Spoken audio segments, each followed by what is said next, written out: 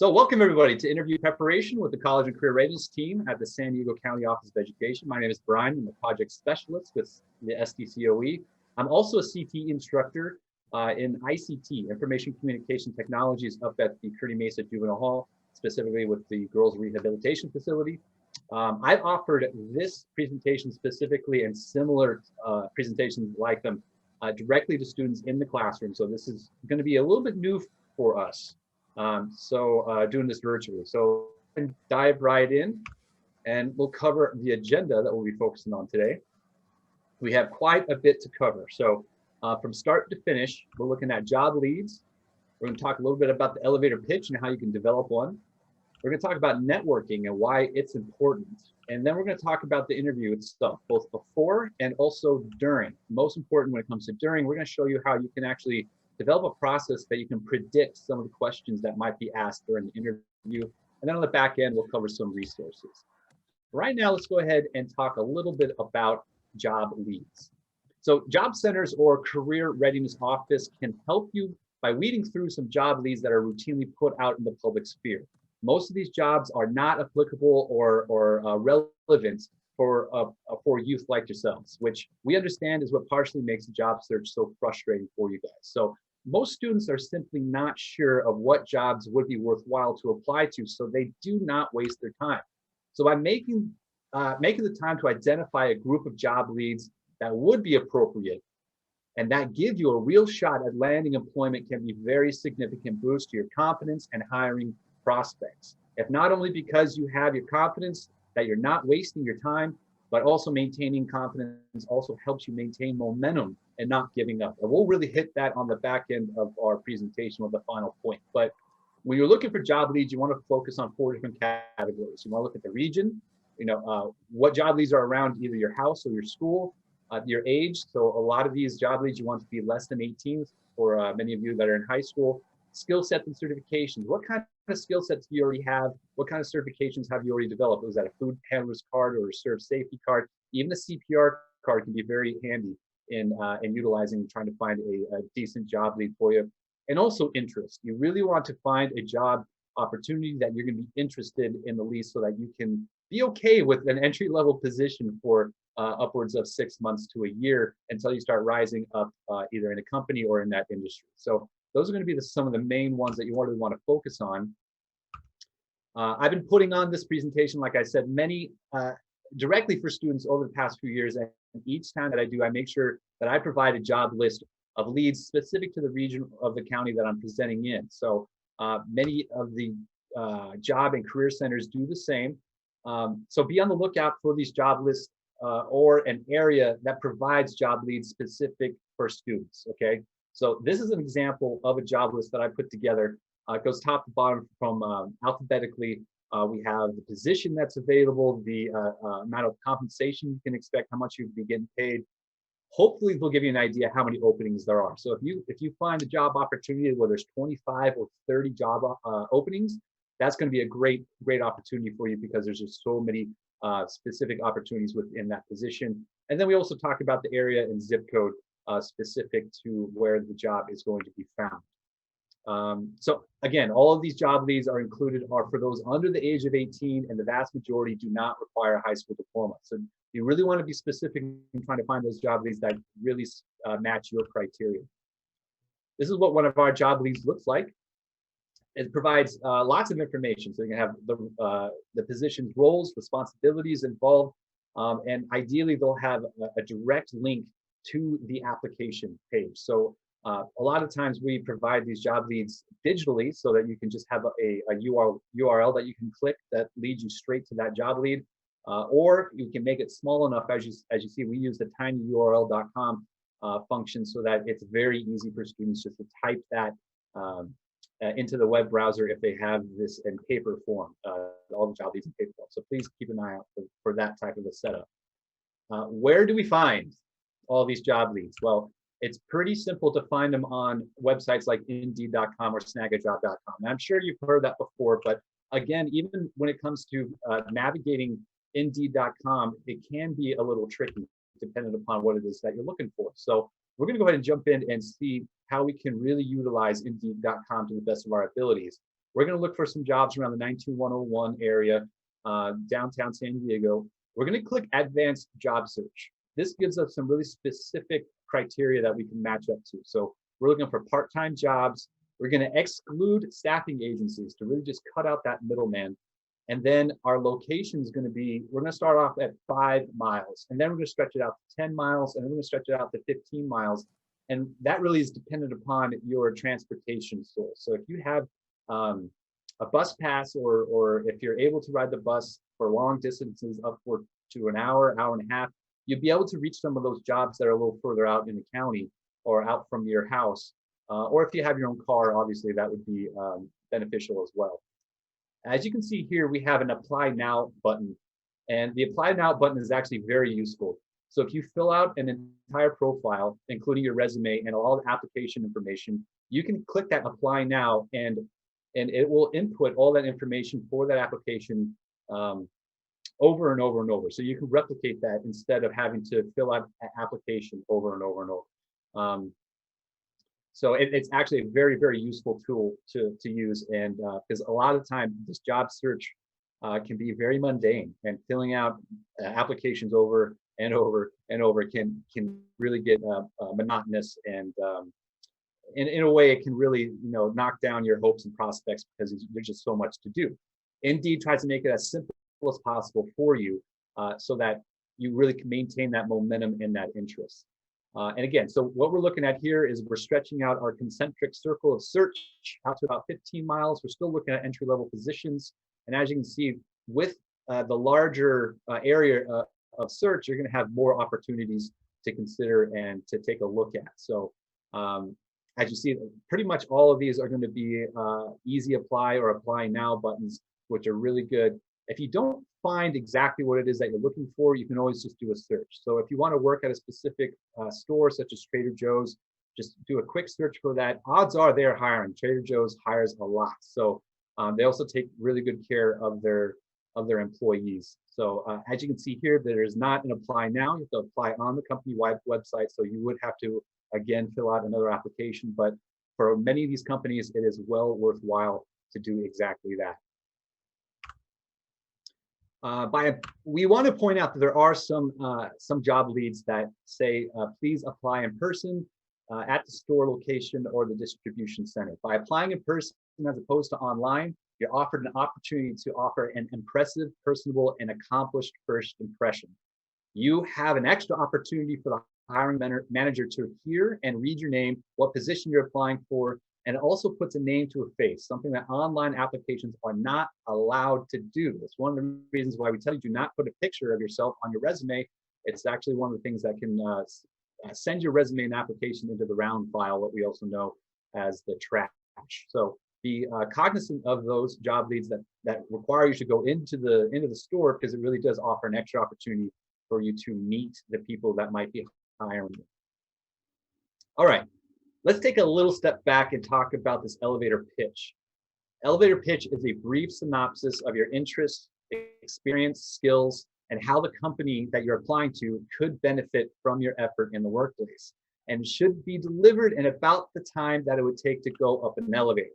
So how does one develop an elevator pitch? Well, it comes down to a basic foundation, which we'll get to in just a second. But first, I need to say we have to lay out a disclaimer. If you do not have an elevator pitch developed, we highly, highly recommend that you do not try to develop one on your own, okay?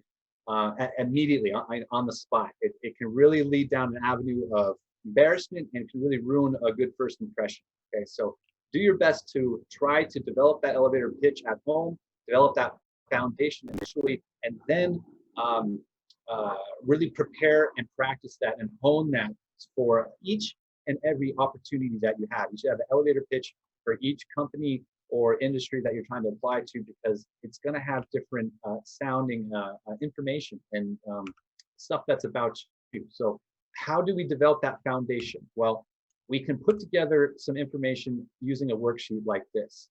So these prompts are going to basically lay out our foundation of who we are, what we've done, and what we're looking to do. So just by laying out this really, really basic setup here, that would be, again, the foundation. This is not our actual elevator pitch, okay? This is the foundation of it that we can use for one elevator pitch, for another elevator pitch, for another elevator pitch, okay? Dependent upon who it is we're talking to. So from this information, we can develop an elevator pitch that sounds kind of like this.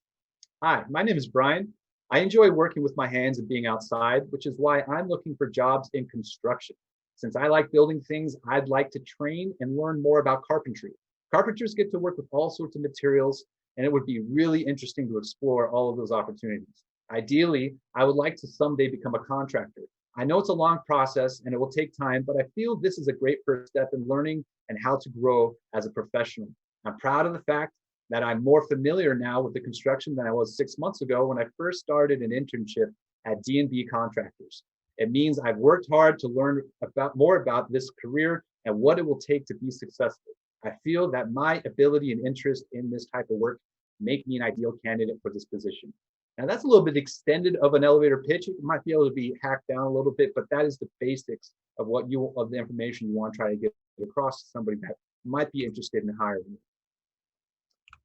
All right, now that the elevator pitch has been established, we can discuss some prime situations available to practice and rehearse, okay? Job fairs provide opportunities for you to connect with professionals in the industries that you are interested in. You can find information on resources that can lead you to being qualified for careers and positions both far down the road and also those that are more immediate. These professionals provide you with feedback and constructive criticism regarding your resume, your education, or career pathways, and what would be best to align your interests to specific companies and sectors. You must understand it's an opportunity to get comfortable in uncomfortable clothing, to get comfortable presenting your resume and portfolio to strangers and receiving constructive feedback that will assist you achieve your goals. And of course, it's a prime opportunity to hone and practice elevator pitches along with developing your network. All right, which leads us to a perfect segue into our discussion about networking. Before we dive into all of that, I want to make sure you understand an important fact, okay? Let's focus on why having a network is so important. Research has shown that 8 out of every 10 job applicants will find their next job through their network and not through the traditional forms of job search that we just covered, okay? Not through Indeed.com, not through walking in through the door and filling an application. It comes down to your network. It really just means that what you know is not as important as who you know, okay? Because ultimately those who know you and who are looking out for you are also, they know your work ethic, your skill sets, and the experience that makes you qualified for some specific work. These are the champions that will advocate for you on your behalf. And your network also acts as an extended job search engine. A healthy and robust network provides you with numerous individuals who keep their open ear for job opportunities with you specifically in mind. So this is what really makes network so incredibly powerful. So what is a network? Who makes up that network? Your networks are made up of all those people in your vicinity, anybody that's around you, family, friends, connections at school, including teachers and counselors and neighbors. But most importantly, sports teams, extracurricular clubs and organizations. These are the outlets. They're the ones that are most important, as the people connected to them have direct experience with your work ethic, your ability to work in a team environment, and your perception of character, who you are as a person. These are the people who you should be relying on to provide letters of reference or just a simple phone call for support. The other people listed are definitely important, but they may not have been exposed to your work ethic or character as much as those people within sports clubs or other organizations outside of school. Let's talk a little bit about social media, since social media can definitely be part of your network. We view social media as a little bit of a double-edged sword, okay? You really have to be cautious of what you're putting on the internet these days, mainly because it's permanent. It's difficult to remove stuff from the internet. So building a resume and positive online presence using LinkedIn.com or Zing.com is what's going to put your name up at the top in Google searches or Yahoo searches that are really specific to positive online presence. So think about it. Have you ever Googled your name before? If you haven't, I highly recommend that you do, because it's going to give you a full understanding of what it is that's out there about you and what the public is able to see about you. I have had an employer express to me that during a one-on-one interview for an entry-level position for a restaurant, the employer opened up his laptop and simply Googled the applicant's name as they were going through the interview process. So as this individual was answering the employer's questions, he was actively looking at this individual's Facebook page, Twitter profile, the whole nine. Okay, and it's really a good way to see whether or not a prospective employee is being honest and forthright about their answers, about who they are and their character. There's a lot of information about you on the internet. Be sure it's mostly positive, so you have a positive online presence. Okay, so hypothetically, let's say that you submitted a job application. So now what? In a perfect world, an employer would reach out directly to job applicant right after receiving your resume and your application. However, we all know that this reality is these situations they're few and far between. You really must realize that the job application is a way for employers to start the candidate selection process by weeding out all those individuals who are immediately unqualified, which includes how eager the applicant is to earn a job. So the question becomes, ask yourself, what do I do if the employer does not call me after a couple of days? Do you wait 3 days? Do you wait a fourth day? We advise that no, absolutely do not wait. You have to understand, communication and initiative are two skill sets that can be highlighted with a phone call to the assistant manager. And all you're really doing is trying to verify whether the assistant manager received your application in the first place. A brief conversation allows the assistant manager to learn your name, the position that you applied for, and that you are eager to be hired. That's the most important aspect by making this phone call. They are waiting for you to call them because that shows them that you want that job. You would be surprised how many people do not follow up on the applications that they submit. All right. So for entry-level employment, these are often the three crucial factors that end up leading to an interview. So let's say that you followed up with the hiring manager, you have them on the phone, and the hiring manager says, all right, let's set an interview appointment for you. The question then becomes, what information do you need to gather from that individual on the phone? Well, it comes down to the 5 W's: who, what, when, where, and why. The why is pretty straightforward. The point of all this is to get a job. So then you have to wonder, who is it that's going to be interviewing you? Is that could be the hiring manager, an assistant manager, maybe somebody from HR?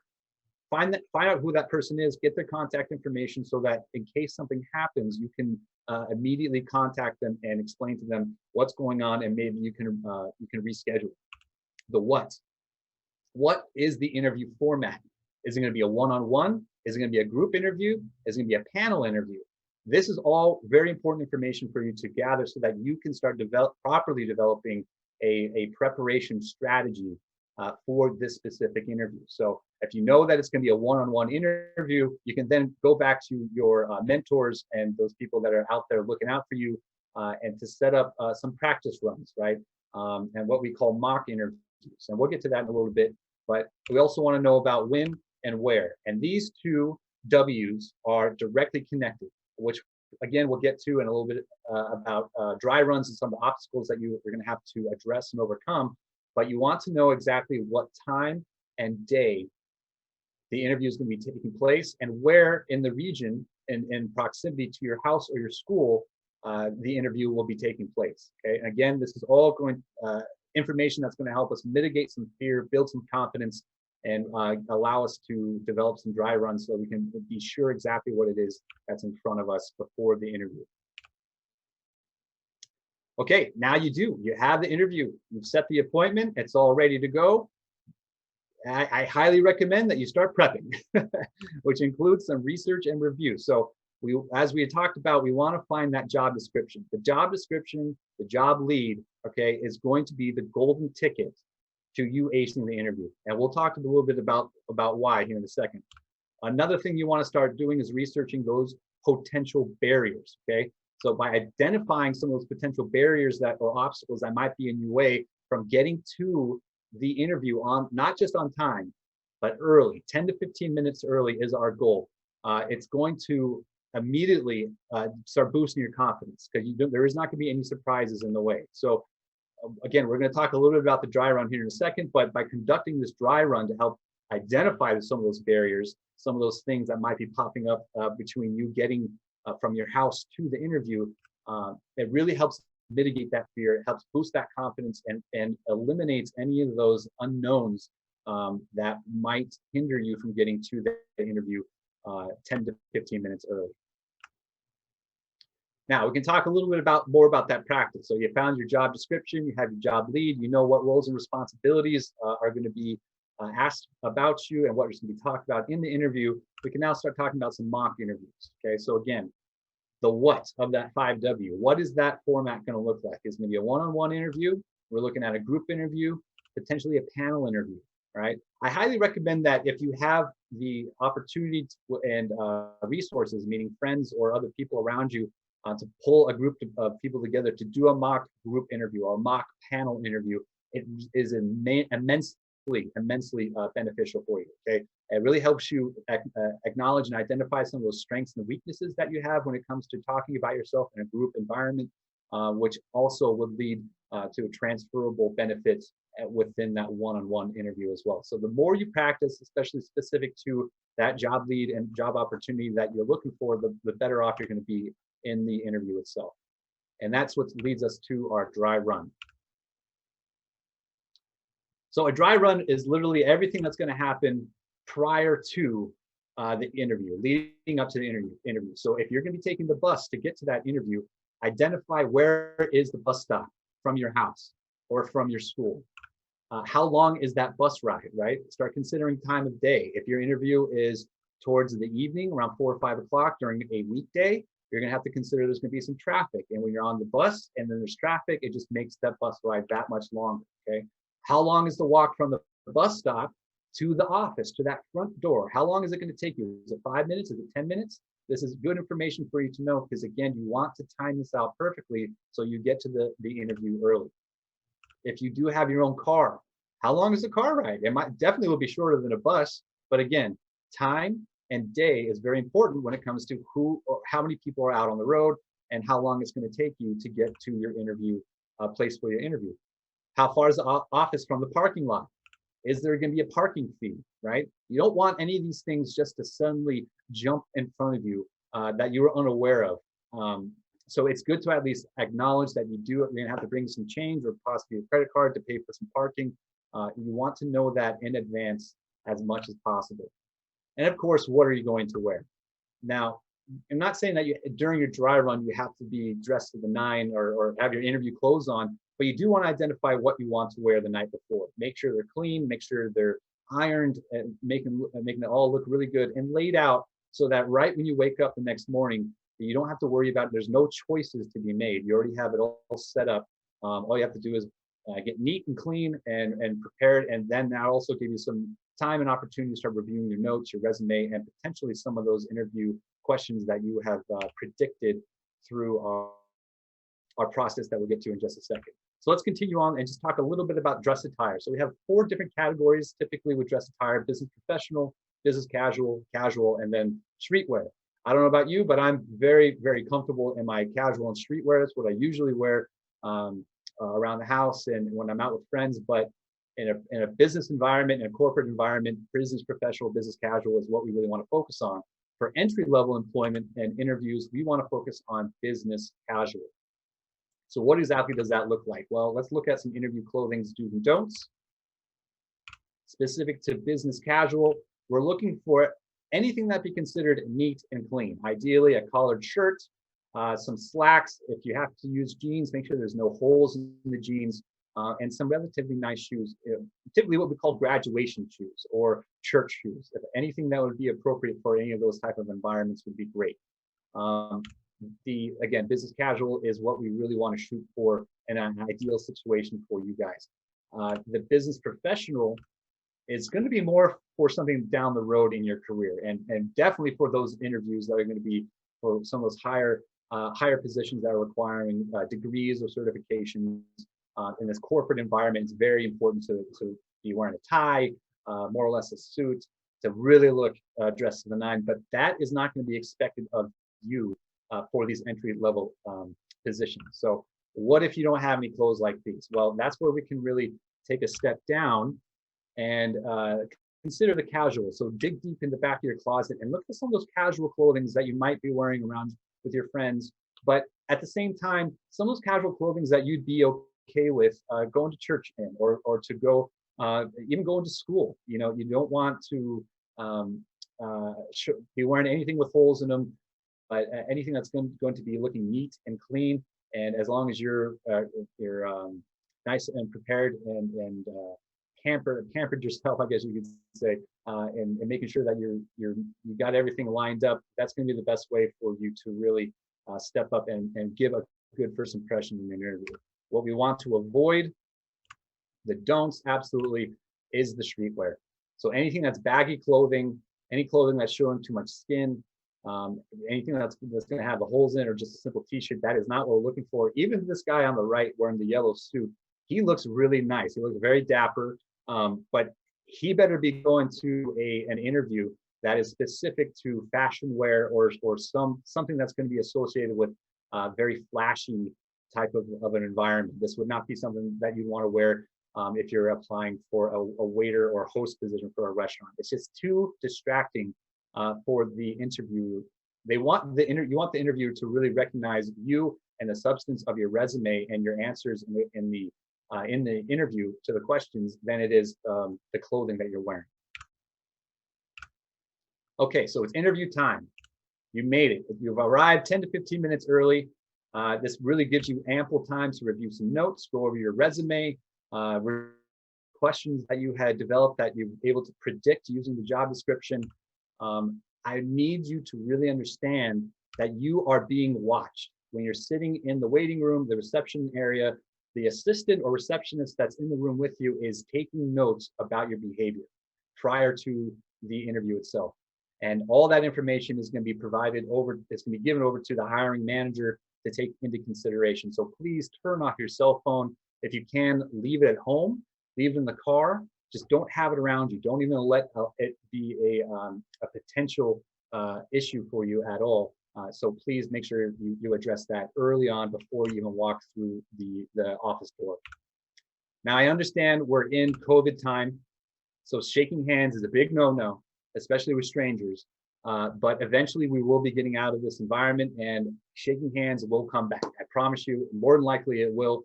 So when that time does come, understand that if you have a firm grip, but not an overpowering grip, that is the most ideal way to shake hands with somebody that you don't know and that potentially be looking at hiring you. You want to display confidence, okay? So by making strong eye contact, it really establishes that you have confidence in what you're about to go into, that you're not scared, you're ready for this, you're prepared, and that has a lot of that can be conveyed through a strong eye contact, okay? And also smile. You want to be eager. You want to show that you're eager to be there. But at the same time, we want to avoid that Joaquin Phoenix Joker smile that can just be a little bit too distracting. Okay? You want to show that you're eager to be there, you're happy to be there, but you don't want to seem too creepy. Okay, what are some of those questions you're going to be asked during the interview? Here we go. How can we predict those questions that are be coming up in the interview itself? Well, it comes down to the golden ticket, which is the job description. You're going to ace the interview if you can find that job description and all the information in it with the roles, the responsibilities, and the qualifications tied to it as well. You can find all this information in the job lead, the job description. As you see, they have bulleted points of all those, the summary of the position, the principal duties, responsibilities, minimum requirements, qualifications. All of this stuff can add up to what the questions ultimately are going to be. So you take a couple of these, put them together, and you can recognize that this specific position on the sales floor associate, there's going to be an expectation of handling some cash, okay? Also, more importantly, the customer service aspect. So you can always anticipate, especially for entry-level positions, that there's going to be some kind of interaction with the customers. So what kind of experience do you have with that? Easily, you can predict that that's going to be one of the questions asked in the interview based upon just these 3 bullet points. So grab that job description. It's your golden ticket. Don't lose it, and use that as you prepare for your job interview. Most of these questions involve your experience, but what if you don't have any formal actual experience in the workplace? Well, first, what is it that you're putting on your resume to earn an interview in the first place. That's something you really want to take into consideration, okay? So we want to tailor all of our answers to the interview questions, to those jobs, the roles and responsibilities, and the experience and skill sets that you have developed in the past. So this is all about you, but it's also about what you have done, how you've grown in the past, and all the things that you've developed that would be valuable to an employer. If you run into a question that you do not understand, do not hesitate to ask for clarification. Okay, they're not going to look down on you. They're going to consider you very honest and forthcoming, and letting them know that you don't understand the question. So please, could you rephrase? I don't really understand what you're saying. It really tells them that you want to answer the question correctly. So that's a great move if you don't understand the question, because if you don't, and you try to answer it, you're telling them that you're not being very honest. Okay, right, and letting them know that you don't understand the question, but also you're trying to answer a question that you don't have the correct answer to. So that does not show a very good quality on your behalf. So have a conversation with them and let them know that you don't understand if you're telling me that you don't have any work history to put on a resume or to talk about, at this point in time, you're 16, 17, 18 years old, I question that. I really do. I would push back on that point you're trying to make. So odds are you have some kind of volunteer experience. If you don't have any volunteer experience, there's lots of things that you've probably done in the past, either working for your parents, guardian, family members, neighbor. We're talking about childcare, babysitting, doing some landscape or gardening. Anything that you were not paid for or compensated for ends up being a skill set and experience. You may not think so, that'd be true, but absolutely. Those are all things that you can use for your resume. And I hope that you're able to access Ernesto's resume workshop from yesterday. If you weren't, there's going to be a video on it. I highly recommend it shows you how to develop a proper resume, and utilizing that volunteer experience and all that experience you have doing chores over years and years of living at home. That actually is experience that you can utilize for a resume. The employers want to know what it is that you've done to show a good, strong work ethic. If you're saying that you don't even have any of that, no volunteer experience, no experience with responsibilities given to you by parents or maybe somebody at the church or by doing chores, I really question whether or not this is the right time for you to enter the workforce, because you're not going to have the skill sets and the experience that employers are going to want. So if that's the case, start building a resume full of just volunteer experience. You'd be surprised how valuable and attractive a resume with just top to bottom, simply just volunteer experience can show or can be to a potential employer. And it mainly comes down to who you are as a person and a character.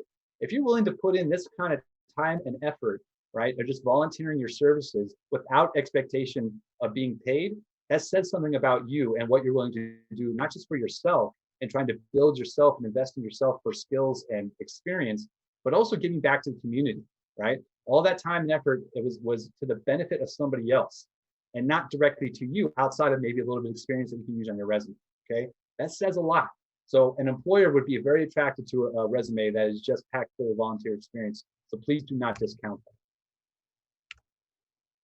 Okay, at the conclusion of the interview, we will definitely have the employer is going to ask you if you have any questions. Okay, you always want to have a couple of questions hanging out in your back pocket that will be available for you to just rattle off right off the top of your head. And why that's important is that it shows that you're interested in the company, you're interested in the work environment, you're interested in the manager, on the person that's on the across the table from you.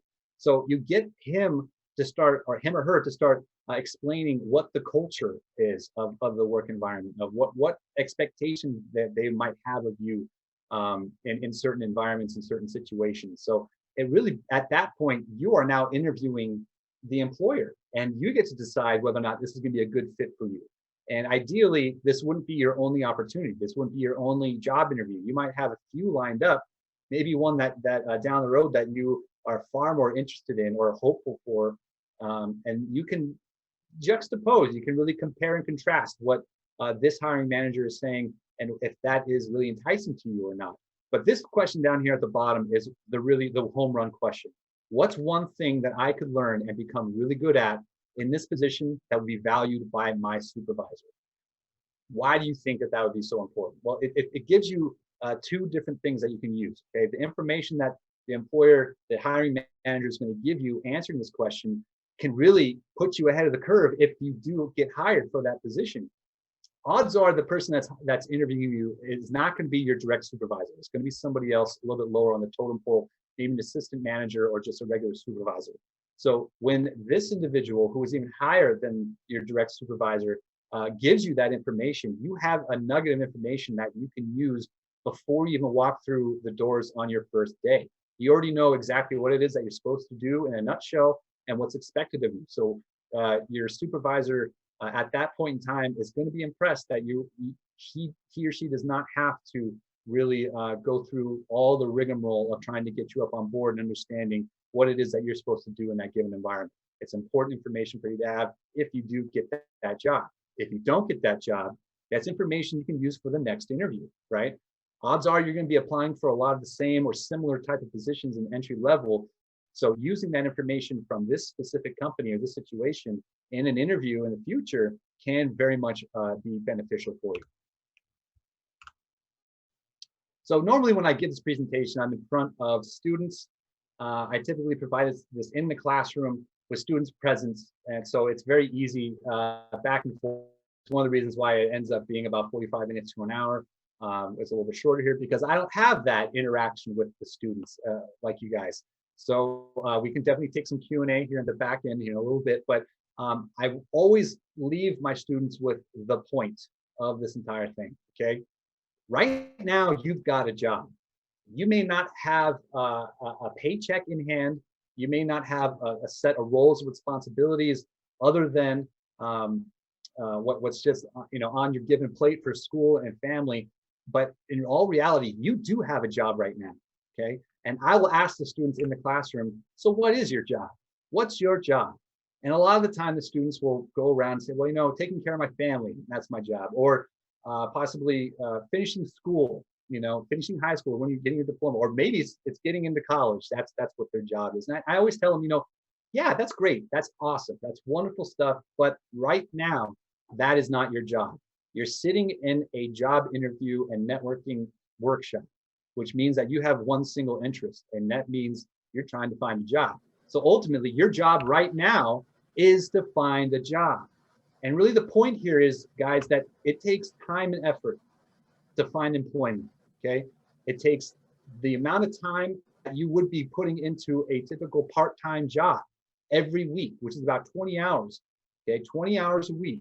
You put forth that type of effort into finding a job, filling out applications, going on interviews, following up with employers. You will find work within weeks, within a matter of a couple weeks. You put in even more time beyond that, maybe a full-time job, 8 hours a day. I'm telling you, you will find work far sooner than later, okay? So please take that into consideration. You do have a job right now, and that is to find a job.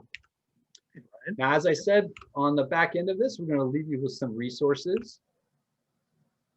The San Diego Workforce Partnership has a litany of resources and information, but also their career assessments are incredibly useful, okay? So by clicking on that link, filling out a bunch of information, answering some questions, you can get a good understanding of what your strengths and weaknesses are dependent upon certain industry sectors and expectations that they might have. So highly recommend, if you take one career assessment, that shouldn't be your last. You should be continuously taking your career assessments as you grow, as you build skills, and as you earn certifications and degrees. So constantly be using those career assessments to start acknowledging where you could be really successful. Connect to Careers, c2csd.org, is also from the San Diego Workforce Partnership. They provide lots of job readiness assistance and can actually send job leads directly to you through your email, dependent upon your interests and your skills. So they more or less will give you a career assessment to set that up, but it's not going to be as in-depth as the other career assessments tied to the workforce.org. It is a similar process, but again, it is a very useful source and tool to use because they do send job leads directly to you. Now, as I said, you want to find the job description for any job opportunity, that job lead, right? That is going to be important information for you. But sometimes we are aware that a job opportunity might be just associated with a sign in the window saying now hiring, right? So there is not going to be a job lead on paper or a description top to bottom about what that job's going to entail. So as long as you can get an idea of what the position actually is, you can go to onetcenter.org and find a general job description of that. So this reset, the onetcenter.org has a ton of job descriptions that you can use in case that you're not able to find that golden ticket, right? So if you're not able to find the golden ticket, please go on onetcenter.org to find something similar to help you start preparing. And of course, my team, SDCOE College and Career Readiness, can be found at CTE at cte.innovatesd.org. You can find career events and trainings. Also, a recording of this workshop will be available on that website as well. So please do come and visit us at the innovatesd.org website. At this point, I would like to ask if we can address any questions. I think we have at least one in there. My contact information is available right here. Please reach out to me directly if you need any assistance with anything. We are in a position now that we can direct you to numerous different resources and organizations, agencies that will be able to help you find work and really help you prepare for the world of work as it is. So Naomi has a question. How long should I wait before contacting the supervisor after the interview? Very, very good question.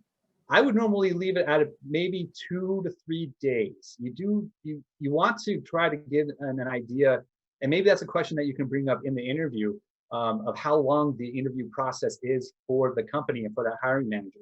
You very well could be the first person they interview during an entire week of interviews. So if you're the first person, right, you'd want to know that you're on that first day of the hiring process. So if that's the case, you're going to want to wait maybe a week, right? But if you're one of those last few, or maybe in the middle, okay, if you wait a couple days, they're going to finish wrapping up all their paperwork and working with HR and all that. And around that time, they will be able to address any next steps that they might have for you. But again, do not hesitate. Go give them a couple days. But if you call them and they say, you know what, we're still hiring, going through interviews, that's perfectly fine. At least you still showed that you are interested in that position, just as you were with the application. So take that time to call in and give them your information and see exactly where they're at in the hiring process. And odds are, if you're lucky, they might be able to say, hey, we were looking to call you at some point in the near future anyway. So let's go ahead and talk about our next steps and getting you on board right now. That's ideal. I'm not saying that happens all the time or even a few times, but that would be a great opportunity for you to do that. And that won't happen unless you actually give them a call a couple days, few days after the interview. Okay. We have that one. We have any other questions? I'm going to go ahead and throw up our certification here for you guys to take a screenshot of. Remember, to prove that you have attended the session, you're going to need some information to show that you did. So go ahead and take a screenshot. And I will make this even bigger once we see that there's absolutely no more questions, and so that you can get a full screen shot without my floating head associated with it.